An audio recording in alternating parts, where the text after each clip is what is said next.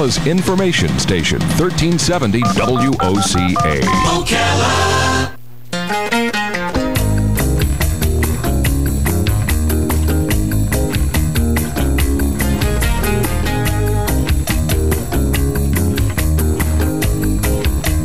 All right, 5 minutes after 10 o'clock. Nice looking Friday morning. Hope you're doing well, and I hope you're healthy. And if one of the issues that you're dealing with is a kidney issue, you might want to pay attention to this interview, especially, and maybe not you, maybe somebody you know. We are going to speak about kidney disease and a fundraiser, a 5K fundraiser, a fun walk and run and all that.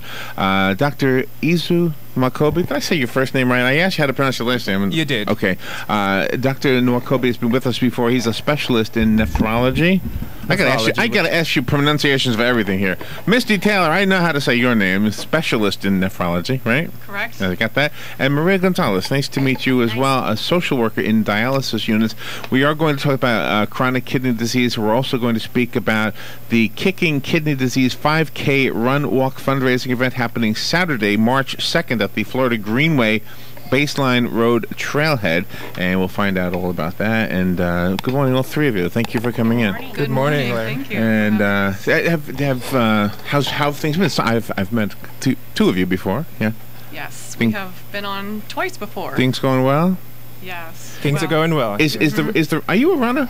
I am a runner. You are, okay. And is that how this happened? Because you work with kidneys and you run,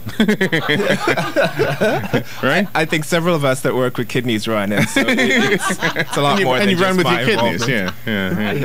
I'm just being silly. All right. So, and do you compete as a runner? I will be competing. Okay. Yes. In this race? In this race, yes, I will be competing. I will be sponsoring. I will be recruiting. I will be cheerleading. I will be involved. Are there prizes given for last place? Just wondering. Because I might come in. Everyone gets a cheer when they cross the finish line. A round of applause. Oh, well, that's nice. Yeah. That's nice. Is this a sanctioned race for the people to qualify for the Boston Marathon and things like that? Oh no, this would not be a race to qualify for Boston.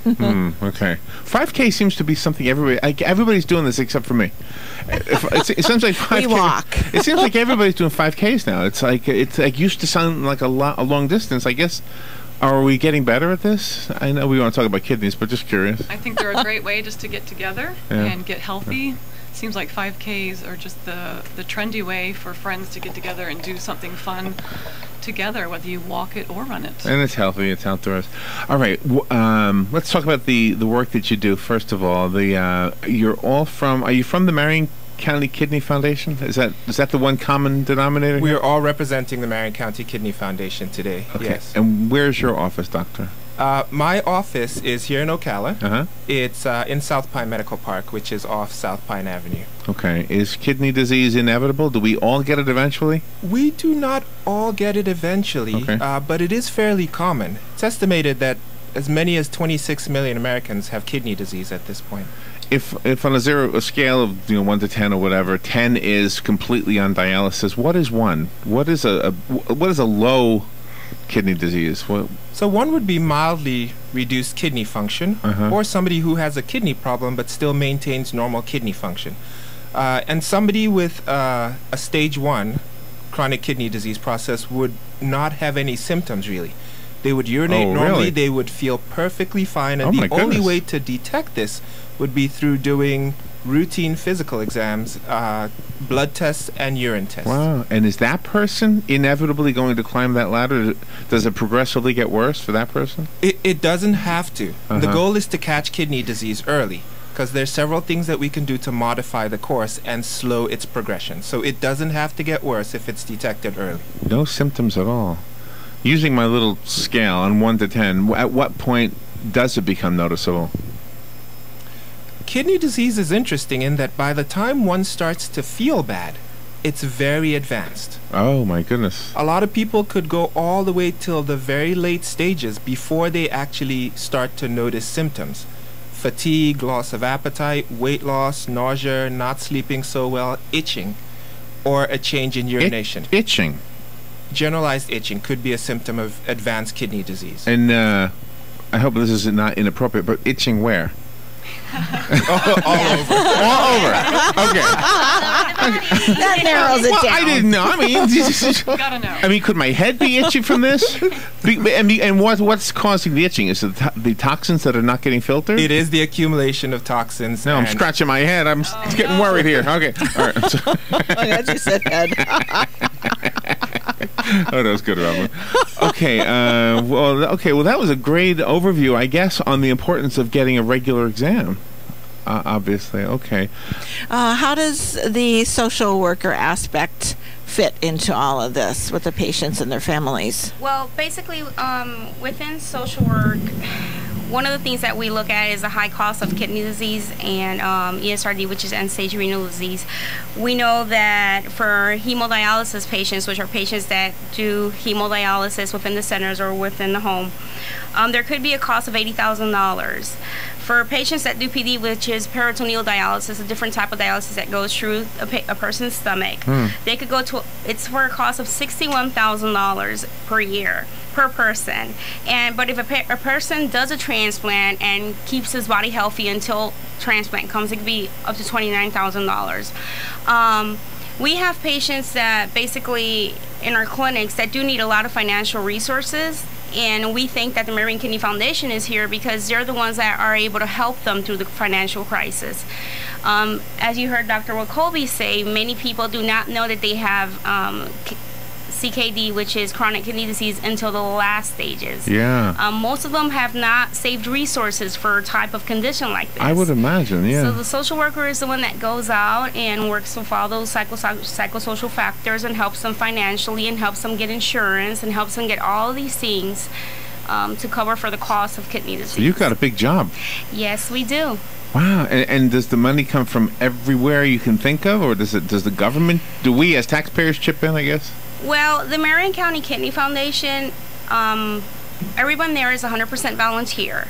They have sponsors, they have donations, they do events like this to be able to gather all the funds and resources they need to be able to help the community. So that underlines the importance of the 5K run. That's why you're doing this, right? Yes. Okay. Is this an annual event? Yes. Yes. Can I ask how much did it raise last year? Was it enough?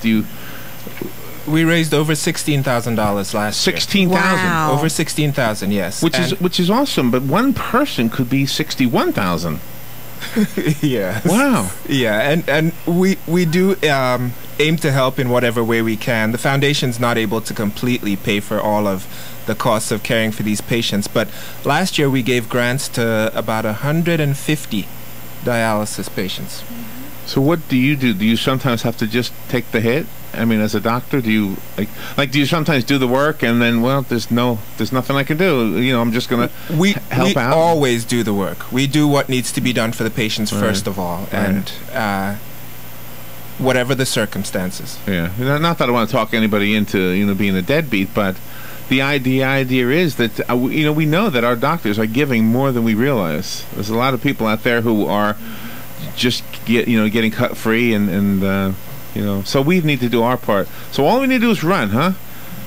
You want to talk about the run itself? How does that raise money? We pay to run, right?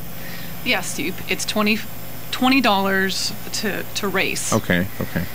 And it's not too late to register. Anyone can still register. We do have some teams registered. There are competitions for largest team, fastest team. And it's getting pretty heated out there. What are the categories? Largest team? Largest team. Okay, I might be able to help out that one. Yeah? I think it's numbers. You probably have a lot of friends on the airwaves that would join your team. Missy, are you a runner? I am. Yeah. My team is actually competing against Dr. Nokobe's team. Oh, my. Really? Yes. Well, aren't you competing against every team? True. Yes, It's more fun but my this team way. intends to win. Of course. Why have a team if you don't intend to win? Yeah, I guess my team would just want to be the biggest, huh? We're not going to win, Robin. No. Well, we're walkers, too, and walkers are acceptable during this fundraising There event. might even be more walkers than runners, actually, for this one. And you're welcome. And where is? I think I know where it is. Explain where the event takes place. Is it that nice paved path? Yes, okay. it's the baseline trailhead near Mara Camp. There's a playground there, right? Yes. Yeah, I'm picturing it. Okay. Yes, yeah. on the northeast corner of that intersection. Yeah, that is a beautiful area, isn't it? It's very nice. It's wooded. It's wide. It's flat and paved. I mean, it's a little bit hilly, but it's a smooth surface for walking. It's not cross country at all. Right. And what happens on the day of the event? Do you have people to check in and do certain things? What are those things? It's quite organized. They're getting very good at it since we've been doing this annually now. But there is check-in. They have race packets with a lot of goodies in it for registered racers. There are T-shirts with all the sponsors' names on it that advertises the event. We have plenty of booths from all our sponsors. We're not going to list our sponsors because there are so many, but they have every kind of giveaway you can imagine. But you do have a couple we want to mention. H&R Block, I noticed, is a reason we want to bring them up today, right? Yes, Maria's going to speak about H&R Block. And Ruby Tuesday's on the list, too. There's a specific reason for them being in today's interview. I have a note here. So. Yeah. And what is H&R Block? Well, they're doing a very beautiful commission to the Marion County Kidney Foundation. Every person that fills out their taxes for the first time, and first time could count like if I went to H&R Block 2 years ago, but last year I decided to do it at home. So I'm going back to H&R Block this year. Each person could donate $20 directly to the Marion County Kidney Foundation if they're filling it out, like I said, for the first time. So. Oh, that's nice. That's a great sponsoring that they could do to us. That might work out nicely. I mean, a lot of people might take you up on that. That's a good idea. All right, well, I understand why you want to mention them today. And Ruby Tuesday, what's their deal? Ruby Tuesday has a community give back program. And on the day of our race, which is March 2nd, anyone who goes in and mentions Marion County Kidney Foundation or has this flyer that's available from the website, they will also give 20% of the purchase to our organization. Oh, nice. All right. On Ruby the day Tuesday. of the race. Yes. Do we, I'm bringing up food and things like that, do certain foods sabotage our kidneys? Like, everybody hears alcohol sabotages your liver. Do certain foods or drinks sabotage your kidneys? There are certain dietary behaviors that help slow progression of chronic kidney disease. Probably the most important is cutting back on salt intake. Misty will tell us some more of that as well. Yes, a general healthy diet that is good for all kinds of other diseases actually works to save your kidneys too. Really? What I would encourage everybody to do is things that people already know but probably aren't doing it, is to keep the salt low and the fat low by increasing the fruit and vegetable intake. And one easy way to really get a variety is to think about the colors of fruits and vegetables. If you really vary the colors that you get in your diet, you will get some of every vitamin and mineral that's out there. And in trying to do that, hopefully you will displace some of the processed foods and the high-fat foods that are in the diet by reducing what is processed. Mm-hmm. So if you can skip that fast food window more and maybe go to the farmers markets or the produce department of your grocery store, think about the variety of colors and every week buy something different. I like that. It's easy to remember that. When you use terms like, what are some of the ones like hydro, whatever. I mean, when you use those words, that sound like antioxidants. Yeah, it's like, what the heck are they talking about? Yeah, antioxidants. That's not necessarily a household complex word. carbohydrates versus simple. It's confusing. Yeah. So go with color. Colorful things from the produce section. Yeah. Do a red and a green today, and a yellow and an orange tomorrow. You know what I've cut back on a lot. We both have in other words, what we've increased is water. Excellent. In other words, we don't totally stay away from soda, but it's almost out. It's like we've quit smoking. Good. We get like one a while. Yeah. Is when a person sweats, does that make a difference if you have healthy kidneys or not? You can speak about that. Regular sweating would get rid of some electrolytes and a little bit of water. Excessive sweating could result in dehydration if the fluids and the electrolytes are not replaced, and dehydration is one of the things that can stress the kidneys. So if someone is involved in activity, strenuous physical activity that would lead to excessive sweating, that's a circumstance where I would recommend that they stay well hydrated. Mm-hmm. Let me reintroduce everybody. Dr. Izu Nwakobi is in the studio. He's a specialist in nephrology. Misty Taylor is in here. She's a specialist. She knows about the food part of this whole thing. and Maria Gonzalez will help you get some the money needed if you need to get care if you have some chronic kidney issues. And the other big important reason why our three guests are here today is to talk about the Kicking Kidney Disease 5K Run Walk happening March 2nd. We're going to find out what we need to know to sign up for that. And right now we do have a phone call, and everybody's in fact invited to call the WOCA Climate Control Source Hotline, 622-WOCA. Good morning. You're on the air. Thank you for waiting. Yes, good morning. If you donate one of your kidneys, does the remaining kidney have to do double time to keep up, and does that person have to be in special diet or medication?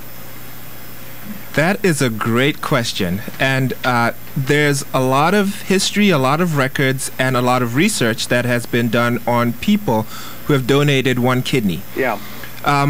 The body really only needs a minimum of 10 to 15% kidney function to meet metabolic needs. Oh. The more kidney function, the better, certainly, but one who donates one kidney right after the donation ends up with 50% kidney function. Yeah. And it turns out that the residual kidney over time will actually grow to a point where it'll take up 60 to 70% of normal kidney function. Oh my gosh. So there should be no alteration of quality of life, no alteration of life expectancy, and no symptoms for someone who donates a kidney. They would expect to go on to live a perfectly normal life. Thank you very much. Wow. And do you have a lot of that? Do we have people whose lives have been saved because a family member or somebody has donated kidney? I mean, you hear about it in the news, but do we have more than we realize? Yes, even in our county. Really? We have people donating, sure. Wow, that's got to be a tough decision, huh? Maybe not if it's your child. You probably that's not tough for me. Yeah, it's a great gift, but very often we find that for those who give, it's something they feel they have to do. Do you measure it first? Like, for example, would mine fit in Misty? It just seems like it would be too big. They check all kinds of compatibilities. Okay.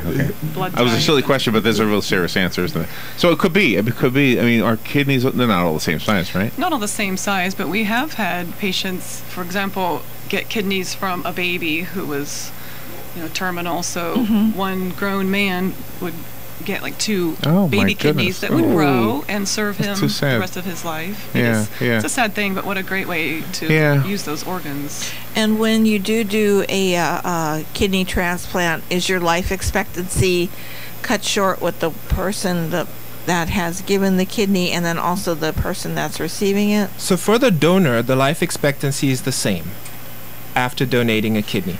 And for the recipient, the life expectancy is greatly increased by receiving a kidney. The Marion County Kidney Foundation Kicking Kidney Disease 5K Run Walk, March 2nd. Is there a website just for this? www.marioncountyKidneyFoundation.org. Okay. And does the website give us the application to sign up and all of that? Yes, or the active.com also has the sign up. What is it again? Active? Active.com. Okay.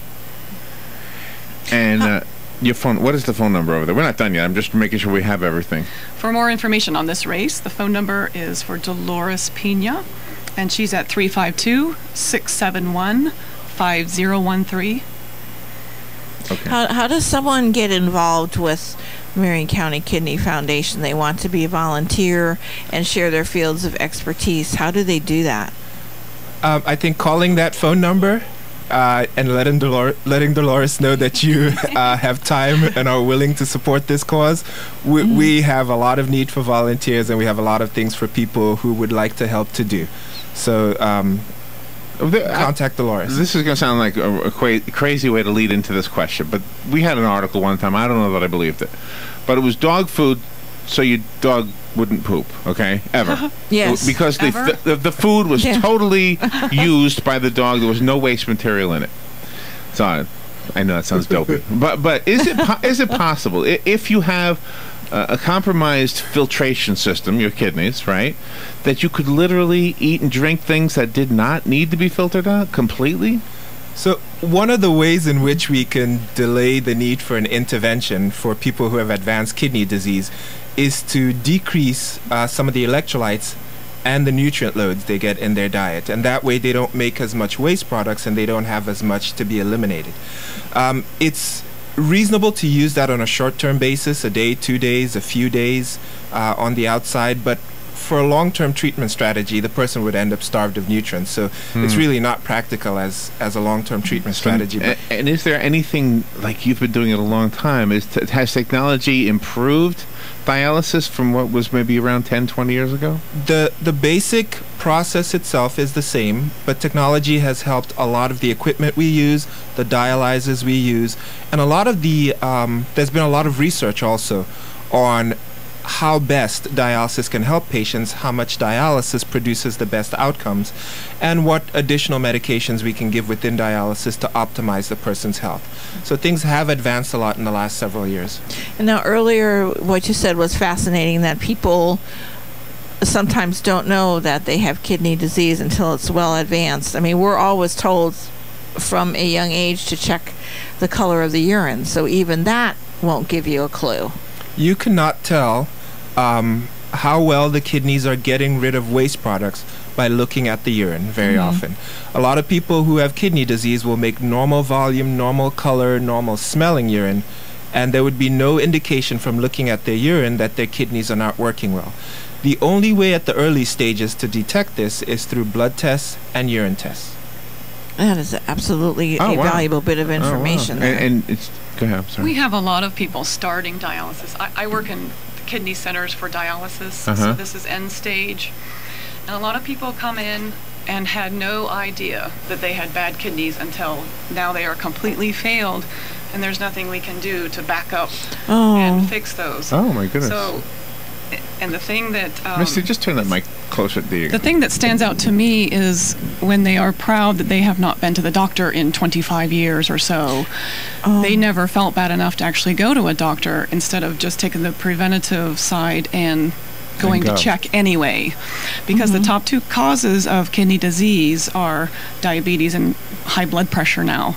And both of those are called silent killers because you really do not feel that bad, even though you can have high blood sugars and high blood pressure. You don't feel that bad that might drive you to the doctor's office to find out. But they are continually doing damage until those kidneys cannot function enough anymore. So we just recommend that yearly doctor's visit. If this is a concern, does the family doctor provide enough, or do we need to go to a specialist? A family doctor would know exactly what to do for an annual physical, and most annual physicals would include a test of kidney function. Oh, so we don't have to request that then for the physical? Yes, it would be part of the standard annual physical. Maria, are you a runner? Are you going to run in this race? Maria's a walker. A walker. There you go. Yay! We'll be on your team. You'll beat us. Don't worry. Yeah, you will beat us. Yeah. Well, I got to take my toddler with me, so I need to walk with him. Well, run and walk with him. He'll want to run. You know, Doctor, last time you were here, you mentioned something, and if you could just repeat it, I found it very interesting. That if somebody's on dialysis and they have to travel, you gave us information how that works. Could you repeat that? So there is a national database of dialysis units and dialysis providers. And if somebody has to go somewhere away from their hometown, state, city, we can find a dialysis unit for that person to dialyze wherever they're going, and a backup nephrologist in case they have a problem while they're away. So we can make travel possible with about a week to 2 weeks notice and planning. But there's no carry-along piece of equipment that you use, is there? For those who do hemodialysis, those who go into the center, we would have to make this arrangement and find a center close to where they're going. For those who do dialysis at home, peritoneal dialysis, we can supply them with enough supplies to actually accompany them on their travel, and they can do their dialysis themselves when they get where they're going. And if this interview is making some people nervous who have just had a physical, can they just go into their general practitioner and just ask for a test for kidney function, or do they have to go through the whole thing again? Anyone who's curious about this can ask their general practitioner to evaluate their kidney function. We've got a lot of good points we need to recap. First of all, the race. That's how we raise money. So if you want to race on March 2nd, or just participate, you don't have to be a runner or racer, I should say. The phone number we received, Dolores Pena, is that the name? Correct. That's correct. 671-5013, or go to MarionCountyKidneyFoundation.org. What was the other website you mentioned? There's also active.com for actually registering for the race. Are you saying active? A-C? Active, A-C-T-I-V-E. Active.com. Okay, got it.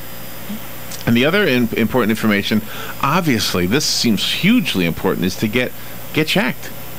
Because if you catch it early, you can stop it. Is that fair to say? You can certainly slow down the progression. Okay. Nice. And then if you want to help with what Maria does, there's a few different ways. The race is one of them. H&R Block has a referral program, $20 for everybody who says, yes, I'll do it. Yep. And then Ruby Tuesday, 20%, right? Yes. Is that right? Okay.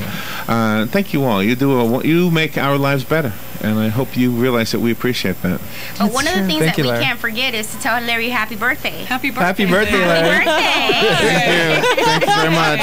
Thank you very much. Look what Robin gave me. Robin gave me some QuickTime for Perfect Rhythm.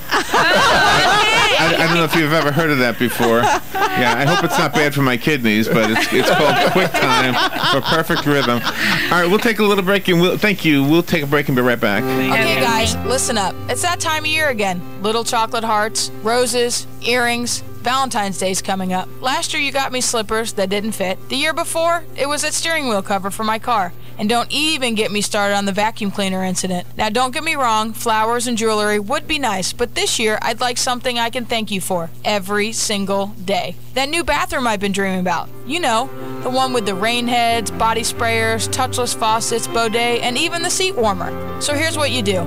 Step 1, return the crockpot and apron that you thought were good ideas. Step 2, pick up the phone and call Mike Scott Plumbing now. You heard the lady, guys. Call today to schedule an appointment to visit one of our beautiful showrooms.